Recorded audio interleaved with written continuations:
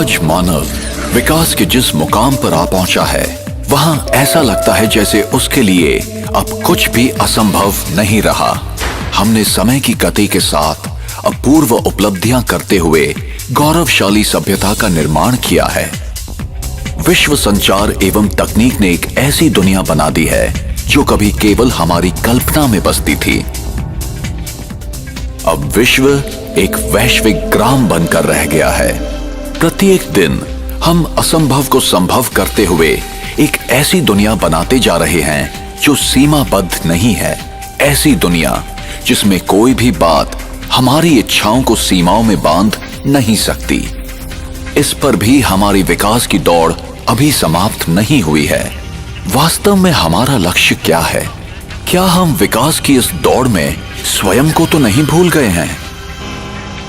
प्राचीन काल से लोग एक सरल सत्य की खोज व अनुसंधान में लगे हुए हैं कि मेरा स्वयं का परिचय क्या है। एक शाश्वत सत्य, कौन हूं मैं?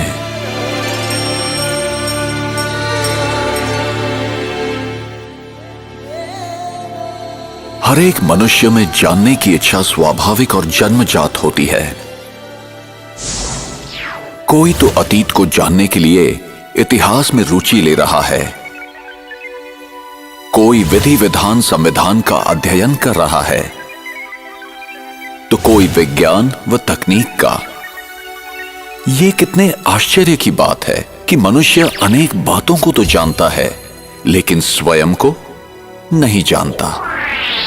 कोई तो स्वयं को एक शरीर मानता है, तो कोई अपने आप को मन या फिर कोई मस्तिष्क मानता है। भले ही ये सब हमारी पहचान के विषय में कहा जाता है, फिर भी ये प्रश्न तो उठता ही है कि मैं आखिर कौन हूं? ऐसा लगता है कि इसका उत्तर बहुत जटिल है, लेकिन जब मैं कहता हूं मेरे पैर, मेरे हाथ और मेरा शरीर, तो इसका अर्थ क्या हुआ? क्या इसका सरल अर्थ ये नहीं कि मैं ये हाथ, पैर व शरीर नहीं हूं? तो ये कौन कह रहा है मेरा शरीर? वो मैं कौन है? वैज्ञानिक एवं डॉक्टर मन, बुद्धि, मस्तिष्क इत्यादि चीजों की चुनौतियों के विषय में असमंजस में हैं। यहां तक कि निकट मृत्यु की अनुभूतियां, देह के बाहर की अनुभूतियां, स्वप्न, पूर्व जन्म की स्मृतियां आदि भी तर्क संगत नहीं लगते। पुनः वही प्रश्न उठता है कि इन सबको बताने वाला एवं अनुभव करने वाला कौन है? कभी कभी हम ऐसे प्रतिभावान बच्चों को देखते हैं जिनमें असाधारण योग्यता अल्प आयु में ही प्राप्त होती है। क्या कभी हमने ऐसी अद्भुत घटना के विषय में सोचा है? अब प्रश्न है, क्या शरीर मस्तिष्क के साथ अपने आप में संपूर्ण है? शरीर के विभिन्न अंगों को कौन चलाता है? मस्तिष्क को समय अनुसार सही संकेत देने वाला कौन है? क्या शरीर विभिन्न कोशिकाओं का समूह मात्र है जिसमें जैविक क्रियाएं चलती रहती हैं? तंत्रिका प्रणाली का संचालन, हार्मोन्स को प्रभावित करना, रक्त संचालन, श्वसन क्रिया, पाचन क्रिया आदि के संकेत कौन भेजता है? मृत्यु पर्यंत शरीर की क्रिया प्रणालियों को सुचारू रूप से कौन चलाता है? जरा सोचें, संकल्प कहां से उत्पन्न होते हैं? देह के साथ उनके अंत व्यवहार कैसे होते हैं? क्या विचारों का मूल स्रोत मस्तिष्क है या मस्तिष्क का भी संचालन करने वाला कोई और है? क्या संकल्प भौतिक हैं या पराभौतिक? परमाणु एवं अणु से निर्मित इस परिवर्तनशील दुनिया में कुछ पराभौतिक चीजें भी हैं जिन्हें ना तो किसी माइक्रोस्कोप व दूरबीन से देखा जा सकता है और ना ही किसी उपकरण से मापा ही जा सकता है। वास्तव में ऐसा कोई भी उपकरण अब तक ना तो बना है और ना ही बनाया जा सकता है। उनको खोज निकालने की एकमात्र विधि है अंतर्मुखी हो, गहन शांति में स्थित होना। आइए अब हम एक अनुपम यात्रा प्रारंभ करें और स्वयं के विषय में उस सनातन सत्य को खोज निकालें जिससे हमें पूरा ज्ञान एवं अनुभव प्राप्त होगा कि मैं कौन हूं।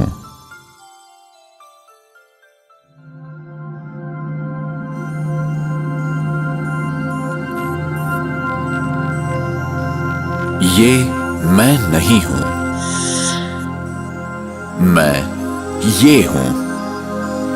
मैं एक आत्मा हूं, एक अति सूक्ष्म, अविभाज्य और अविनाशी चेतन दिव्य प्रकाश बिंदु रूप हूं, एक पराभौतिक सत्ता हूं। जब तक मैं आत्मा इस देह में हूं तब तक ये कहा जाता है कि देह जीवित है। जब मैं आत्मा देह से निकल जाती हूं तो शरीर शव हो जाता है। इस घटना को ही मृत्यु कहते हैं। किंतु फिर भी आत्मा तो अजर, अमर, अविनाशी है। वो सदैव जीवित है। आत्मा को ही प्राण कहते हैं। आत्मा ही प्राण ऊर्जा है। मैं आत्मा ही सोचती हूं, निर्णय करती हूं और देह द्वारा जाने अनजाने किए गए सभी कर्मों के लिए मैं ही जिम्मेदार हूं। मुझ आत्मा में ही सारे संस्कार समाहित हैं तथा मुझ में ही स्मृतियां भरी हैं। जी हां, मैं ही आत्मा हूं और आत्मा ही है जो मैं हूं। ये कहना उचित होगा कि मैं आत्मा इस शरीर का मालिक हूं, न कि तुम्हारी आत्मा मेरी आत्मा, क्योंकि आप आत्मा हो और जो आपका है वो शरीर है।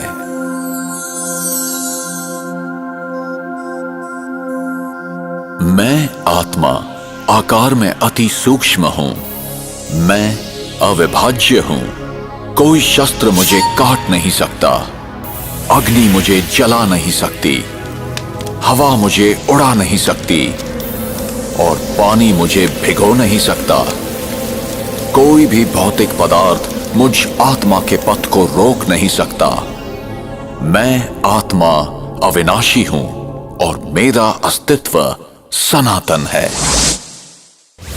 मैं मस्तिष्क के बीच में भ्रिकुटी के मध्य में स्थित हूं। यहीं पर विराजमान हूं। मैं आत्मा शरीर की सभी इंद्रियों का मस्तिष्क द्वारा संचालन करती हूं। मुझ सूक्ष्म प्रकाश पुंज में ही अनगिनत प्रक्रियाएं चलती हैं।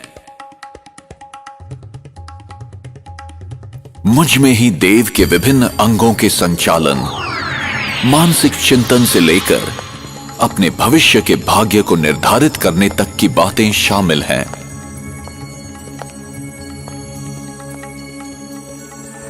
मैं आत्मा स्वतः ही ये जानती हूं कि मेरे शरीर के लिए क्या ठीक है और क्या नहीं, लेकिन मैं ये भूल गई हूं कि उस ज्ञान को किस तरह प्राप्त करूं।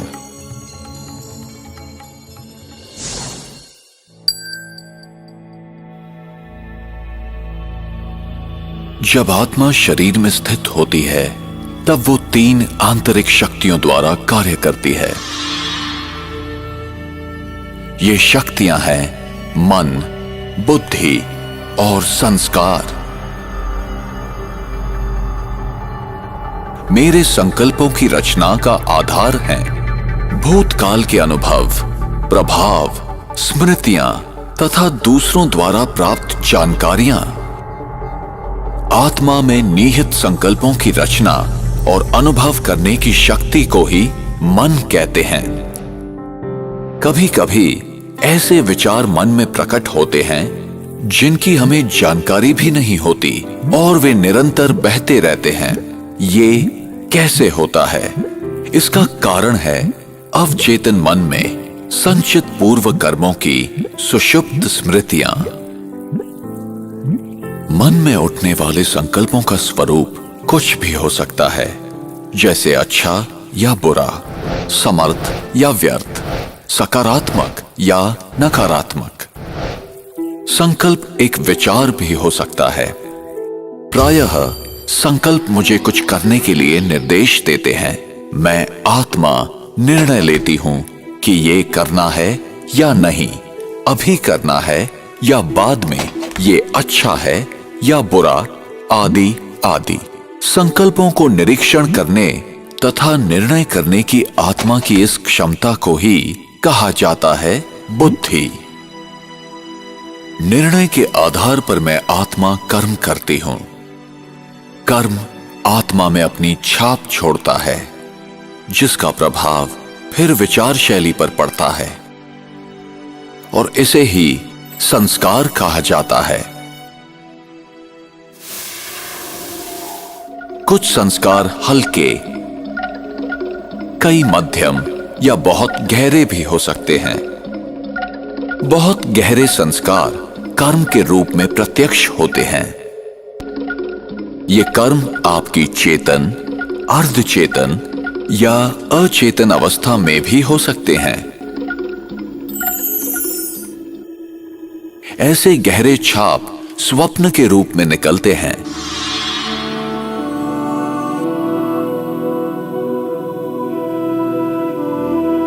किसी व्यक्ति के स्वप्नों का आधार उस व्यक्ति द्वारा किसी समय में किए गए कर्मों द्वारा छोड़ी गई छाप है।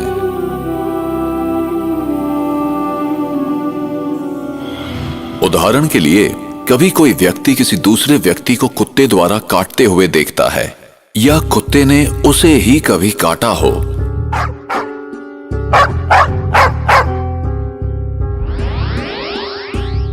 तो वो व्यक्ति कुत्ते को देखते ही भयभीत हो जाता है। इसी प्रकार जिसने कभी किसी को डूबते हुए देखा है या पानी से कोई दुखदाई अनुभूति की है, पानी को देखते ही वो व्यक्ति डर जाता है। इस तरह एक अजीब सा भय विकसित हो जाता है। गहराई में छपे हुए प्रभाव बहुत शक्तिशाली और तीव्र होते हैं। इस तरह के प्रभाव बार बार किए जाने वाले कार्यों के कारण होते हैं। वो व्यक्ति जो अपने अंदर नकारात्मक संस्कारों की उत्पत्ति करता है या उसकी जड़ें और गहरा होने देता है, ऐसे व्यक्ति न केवल स्वयं का नुकसान करते हैं, बल्कि समाज एवं विश्व में नकारात्मक अनुभूतियों और भावनाओं को फैलाने के माध्यम बन जाते हैं। इसी प्रकार सकारात्मक गुणों व संस्कारों को स्वयं के अंदर बढ़ाने वाले लोग केवल स्वयं का ही भला नहीं करते, बल्कि समाज एवं विश्व के लिए मूल्यवान संपत्ति बन जाते हैं। सकारात्मक विचार ज्यादातर धीमी एवं स्थिर गति के होते हैं। जब विचार व्यवस्थित एवं धीमे होते हैं, तब बुद्धि सही निर्णय दे पाती है, जिससे आनंददायी अनुभूतियां होती रहती हैं। ऐसे व्यक्ति शांत और स्थिर स्वभाव वाले होते हैं। इसके विपरीत नकारात्मक विचार अधिकतर अस्थिर, बिखरे हुए और तीव्र गति के होते हैं। इनसे नकारात्मक अनुभूतियों और भावनाओं को बढ़ावा मिलता है, जैसे कि चिंता, आशंका, असुरक्षा और भय। कभी कभी ऐसा भी होता है कि मन में एक साथ बहुत सारे विचार आते हैं।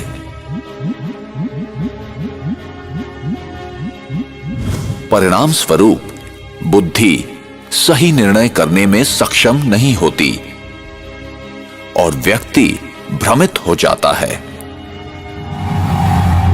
इसी स्थिति को आम तौर पर तनाव कहा जाता है।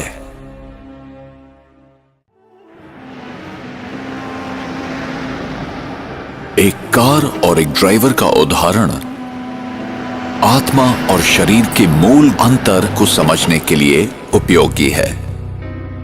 अगर आप अपने शरीर को एक कार मान लें, तो आप आत्मा इसका ड्राइवर हैं। जैसे ड्राइवर गाड़ी को नियंत्रित करता है, घुमाता है या रोकता है, वैसे ही आत्मा शरीर की विभिन्न गतिविधियां करती है। कितनी भी अच्छी गाड़ी हो, बिना ड्राइवर के नहीं चल पाती।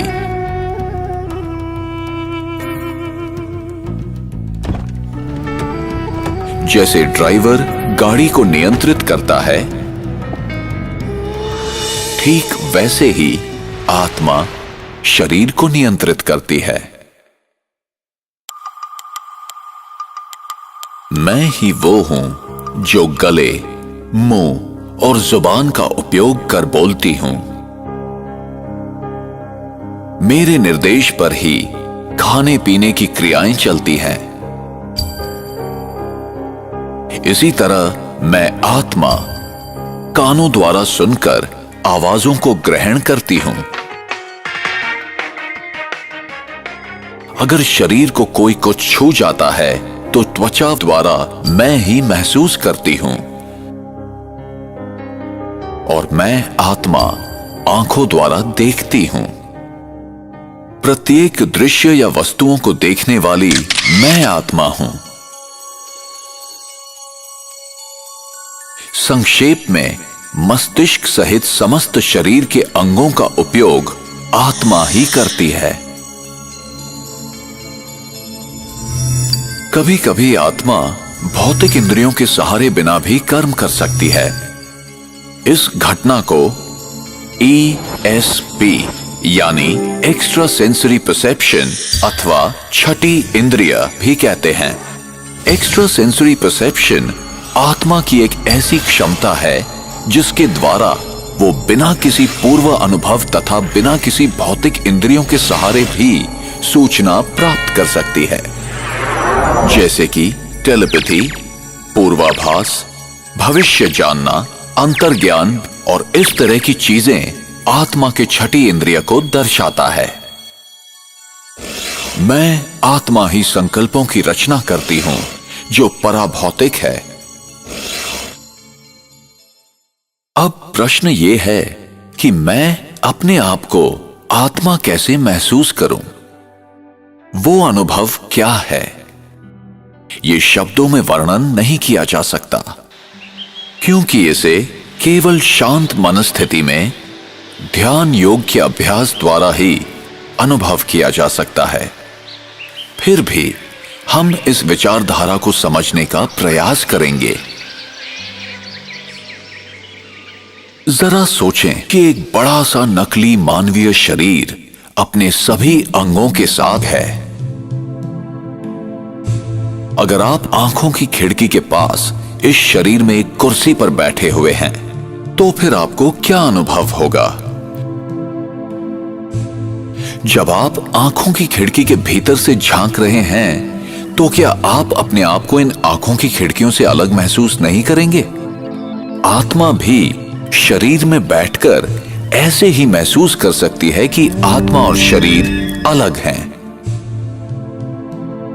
अगर एक व्यक्ति दूसरे व्यक्ति के चेहरे को देखते हुए प्रतिक्रिया कर रहा है, तब उसकी प्रत्येक प्रतिक्रिया सामने वाले व्यक्ति के चेहरे के हाव भाव पर आधारित होती है।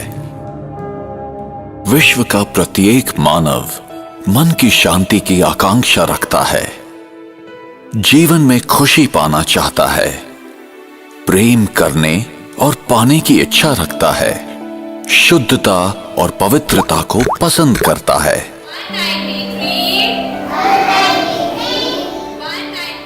जन्म से ही हर कोई अपनी रुचि के क्षेत्र में मानसिक क्षमताओं की अभिवृद्धि करना चाहता है और अधिक से अधिक ज्ञान पाना चाहता है। एक अबोध बालक आत्मा के मूल गुणों का स्वरूप होता है।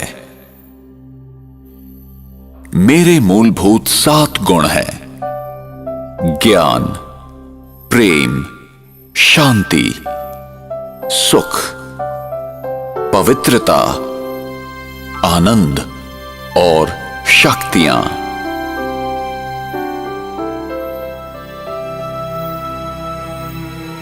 मौलिक रूप से हर व्यक्ति इन गुणों का पैदाइशी अधिकारी है। इन 7 दिव्य गुणों का स्वरूप है।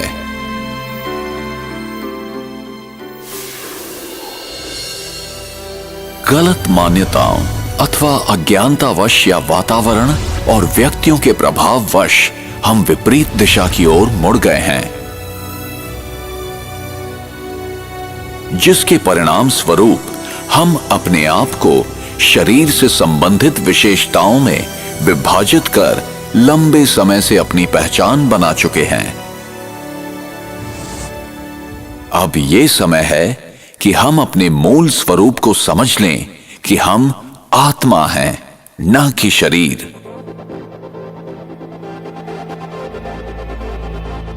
इन संकीर्ण सीमाओं से परे हम इन विशिष्ट दिव्य गुणों से संपन्न आत्मा हैं। व्यक्ति कैसे जन्म लेता है? कब भ्रूण माता के गर्भ में जीवित प्राणी बन जाता है? आत्मा कब गर्भ में प्रवेश करती है?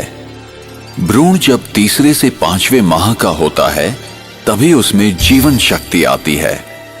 ये जीवन शक्ति ही आत्मा है। आत्मा को ही प्राण कहते हैं। आत्मा ही प्राण ऊर्जा है। आत्मा में संचित विशेषताओं और अनुभूतियों के आधार पर शरीर के डीएनए तथा विभिन्न अंगों का निर्माण होता है। उंगलियों के निशान तथा अंगों की बनावट भी आत्मा के कर्मों के प्रभावों के आधार पर होता है। दूसरे शब्दों में, मैं आत्मा ही अपने शरीर की बनावट का निर्धारण अपने विचारों, मन स्थिति और कर्मों के द्वारा करती हूं। सामान्यतः जब आत्मा नए शरीर में प्रवेश करती है तो पिछले जन्म के अनुभव, स्मृतियां और घटनाओं को भूल जाती है। कुछ उदाहरण ऐसे हैं जबकि व्यक्ति अपने पूर्व जन्म की कहानियां सुनाते हैं, जिन्हें जांच के बाद सत्य पाया गया है। हम अक्सर देखते हैं कि अबोध बालक बिना किसी कारण रोते हैं या हंसते हैं।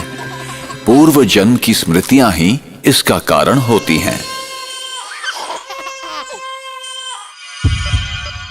इसकी दूसरी ओर मृत्यु क्या है?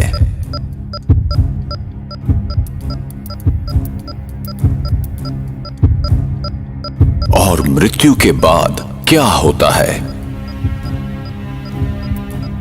एक जीवित व्यक्ति कैसे मृत शरीर के रूप में परिवर्तित हो जाता है? मृत्यु वो स्थिति है जब आत्मा शरीर छोड़ देती है।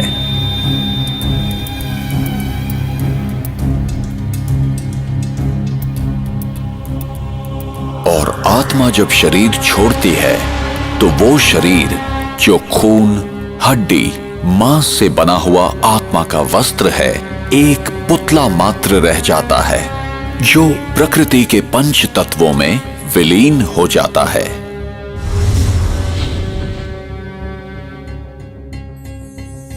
अपने पुराने शरीर को छोड़ आत्मा दूसरी माता के गर्भ में प्रवेश करती है।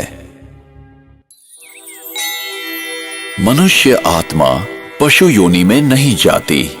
जैसे सेब के बीज से कभी संतरे का वृक्ष नहीं निकलता, वैसे ही मनुष्य आत्मा सदैव मनुष्य शरीर ही धारण करती है। आत्मा जब भी किसी नए शरीर को धारण करती है तो वो अपने नए मित्र, संबंधी और अपनी एक नई पहचान बनाती है। जैसे कोई नाटक में कलाकार अपने अनुरूप वस्त्र पहनकर एक निर्धारित समय में अपना अभिनय करता है, ठीक उसी प्रकार इस विश्व रंगमंच पर आत्मा भी एक कलाकार की तरह अपने निर्धारित समय पर अभिनय करती है। और जब शरीर अधिक उम्र, बीमारी या किसी घातक चोट के कारण बेकार हो जाता है, तब आत्मा शरीर को त्याग देती है और जन्म उपरांत जन्म लेती जाती है। इसी प्रकार जीवन एवं मृत्यु का ये अविनाशी चक्र इस संसार में चलता रहता है। विश्व नाटक अथवा विश्व इतिहास और कुछ नहीं बल्कि सभी आत्माओं का एकत्रित खेल है। आत्मा परम धाम में तब तक इंतजार करती है जब तक कि परिस्थिति उसके विश्व नाटक में प्रवेश करने के अनुकूल ना हो। एक बार आत्मा यहां आ जाती है तो उसे तब तक यहीं रहना पड़ता है जब तक कि सभी आत्माएं इस विश्व नाटक मंच पर न आ जाएं।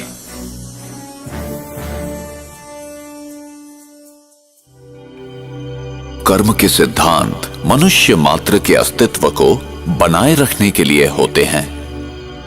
हमें कर्म का फल मिलता ही है, यही कर्म का नियम है अथवा क्रिया व प्रतिक्रिया का सिद्धांत। ये कैसे निर्धारित होता है कि कौन सी आत्मा किस गर्भ में और विश्व के किस कोने में जन्म लेगी, नर या नारी, किस रूप में? ऐसे अनेक प्रश्न हमें विवश करते हैं सही उत्तर की खोज के लिए। हम यहां क्यों हैं? मैंने यहां जन्म लिया और उसने वहां क्यों? मैं इस प्रकार का हूं और वो उस प्रकार का क्यों है? ये चीजें इस प्रकार क्यों हैं? क्या कोई ऐसा लिख देता है कि इसे ऐसा ही होना चाहिए? हमें कर्म का फल मिलता ही है, चाहे इस जन्म में या किसी भी जन्म में, और उत्तर सिर्फ इसी अविनाशी सत्य में निहित है। जो मैं करता हूं उसी अनुसार पाता हूं। ये बिना किसी पक्षपात के होता है। यही कर्म का नियम है अथवा क्रिया व प्रतिक्रिया का सिद्धांत। विश्व का कोई भी नियम बदल सकता है, पर ये नहीं। हमें सही और गलत का ज्ञान प्राप्त करना चाहिए। ये हमारी व्यक्तिगत जिम्मेदारी है जिससे हमें ही फायदा है। और हमें यह समझकर कार्य करना है कि हमारे किस कर्म का हम पर, समाज पर और पर्यावरण पर क्या प्रभाव होगा। उसका परिणाम अभी होगा अथवा भविष्य में। फल अच्छा होगा या खराब, प्रत्येक कर्म का फल मिलेगा ही। इसलिए कर्म करने से पूर्व जरा सोचें। जो कर्म सिद्धांत को नहीं समझते हैं, वे वर्तमान की घटनाओं को देखते हुए निष्कर्ष निकालते हैं।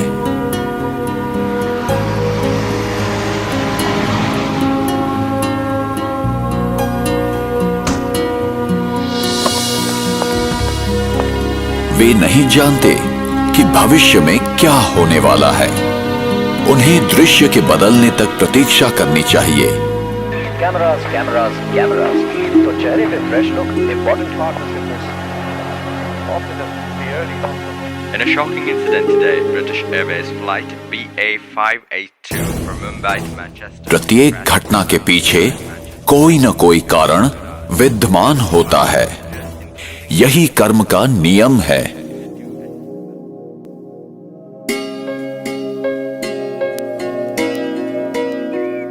मेरा भविष्य इस समय किए कर्मों पर निर्भर है।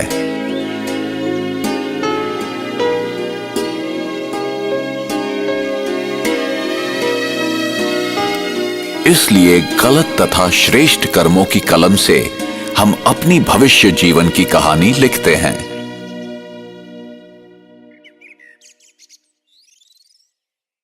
आप जो बोते हैं वही पाते हैं। प्रकृति कितनी अद्भुत है। इस संसार में करोड़ों व्यक्ति हैं, फिर भी प्रत्येक की उंगलियों के निशान अलग हैं। कोई भी दो डीएनए एक जैसे नहीं हैं। हम देखते हैं कि कोई भी दो व्यक्ति एक जैसे नहीं हैं। ये ऐसा इसलिए है कि कोई भी दो आत्माएं एक जैसी नहीं हैं। उनमें सिर्फ इतनी ही समानता है कि दोनों एक अविनाशी ज्योति बिंदु हैं। हम प्रत्येक व्यक्ति के व्यवहार में, तौर तरीके में, सोच में, रहन सहन में अंतर देखते हैं। संक्षेप में प्रत्येक आत्मा का व्यक्तित्व भिन्न है। इसलिए मैं अपने आप में विशिष्ट हूं। मैं किसी से कम नहीं हूं या किसी से बड़ा नहीं हूं। जब मैं महसूस करता हूं कि मैं संसार में अद्वितीय हूं, मैं यहां अपना एक विशेष किरदार निभाने और जिम्मेदारी पूर्ण करने आया हूं, तो मैं अपना भविष्य गढ़ सकता हूं। मैं आत्मा, अति सूक्ष्म दिव्य ज्योति बिंदु हूं। ये शरीर और संसार जिसमें मैं रहता हूं, एक दूसरे से सूक्ष्म, भावनात्मक एवं अदृश्य संबंध में जुड़े हुए हैं। मेरा प्रत्येक विचार, आचरण और कार्य मुझे और सारे विश्व को प्रभावित करता है। मानवीय संवेदनाएं प्रकृति और अन्य प्राणियों पर भी प्रभाव डालती हैं, बल्कि उनमें भावनात्मक बंधन है। अतः संसार में सभी के प्रति शुभ एवं कल्याणकारी भावनाओं का वितरण करना हमारा कर्तव्य हो जाता है। जो कुछ हमारी दुनिया में हो रहा है, वो हमारी चेतना शक्ति का दृश्यांकन है। संक्षेप में कहा जा सकता है कि देह भान के प्रभाव में किए गए कर्म संकुचित और आध्यात्मिक शक्ति विहीन होते हैं। इनसे क्रोध, घृणा, ईर्ष्या, लोभ जैसी संवेदनाएं उत्पन्न होती हैं, जिनसे समाज में विरोध, संघर्ष, अन्याय एवं दुख, कष्ट फैलता है। इसके विपरीत आत्मस्मृति में किए गए कर्मों द्वारा प्रेम, सहानुभूति, शांति, उदारता और भाईचारे जैसी संवेदनाओं का जन्म होता है, जिनसे समाज में समरसता, एकता एवं सुखद अनुभूतियों की वृद्धि होती है। हमने अब तक जो ज्ञान प्राप्त किया है, इस आधार पर आइए अब हम आत्मिक स्थिति का अभ्यास करें। अपनी सुविधा अनुसार किसी भी मुद्रा में बैठ जाएं। आंखें खुली रखें ताकि आपको अपने चारों तरफ के वातावरण का आभास रहे। अपने विचारों को समेट लें और संकल्प करें कि मैं एक शांत स्वरूप आत्मा हूं। मैं ज्योति बिंदु आत्मा भ्रिकुटी के मध्य विराजमान हूं। मैं आंखों द्वारा देखती, कानों द्वारा सुनती, नाक द्वारा सूंघती तथा श्वास लेती, मुख द्वारा बोलती और त्वचा द्वारा महसूस करती हूं। मैं शरीर की मालिक हूं। मैं अपने शरीर से अलग हूं।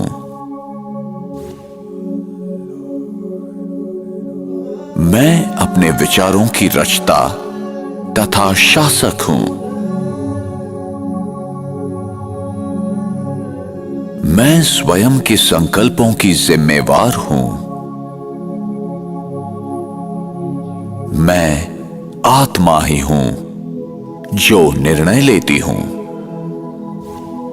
मैं अपने कर्मों के लिए जिम्मेदार हूं। मैं सचेत रहकर कर्म करने वाली हूं। मैं अपने जीवन को नियंत्रित कर सकती हूं। कदम कदम पर अनुभव करें अपने आप को देखने और समझने की कि मैं आत्मा हूं और दूसरे भी। तो मैं अपने आप को अपने निजी गुणों, विशेषताओं और सकारात्मक शक्तियों के साथ अनुभव कर सकती हूं।